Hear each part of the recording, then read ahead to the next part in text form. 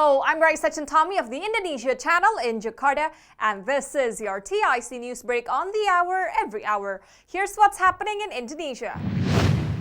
The Phase 3 clinical trial for the homegrown COVID-19 vaccine developed by state-run pharmaceutical company Biopharma and U.S. Medical School Baylor College of Medicine officially kicked off on Thursday. About 4,050 people aged between 18 and 70 years old took part in the Phase 3 clinical trial for the BUMN vaccine, whose name derives from the Indonesian acronym for State-Owned Enterprises. The clinical trial in question focuses on primary series vaccination, namely the first and second dose. Biopharma aims to have the emergency use authorization from the National Food and Drug Monitoring Agency for the vaccine by next month and will immediately begin mass production once it receives the thumbs up. As of Friday, nearly 201 million people have received the first dose of the COVID-19 vaccine. Over 167 million, or 61.3% of the population, have been fully vaccinated, while 47 million have been inoculated with the booster or the third dose.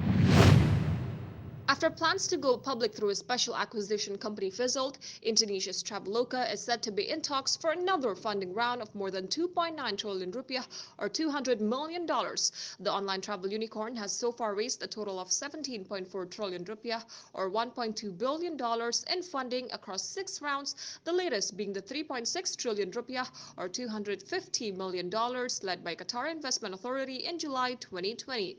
Traveloka is the biggest online travel agency in Indonesia with a market share of 43%. As for the new funding, investment management agency BlackRock and the Indonesia Investment Authority, a newly formed sovereign wealth fund owned by the Indonesian government, is in talks to enter this round of funding. If the Indonesia Investment Authority comes on board, this will be its first investment in a tech company.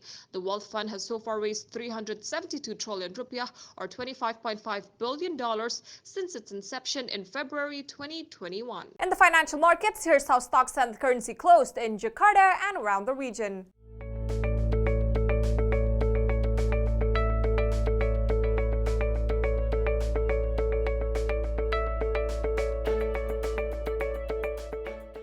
If you're heading to Indonesia or traveling within the country, here's the weather forecast for major destinations.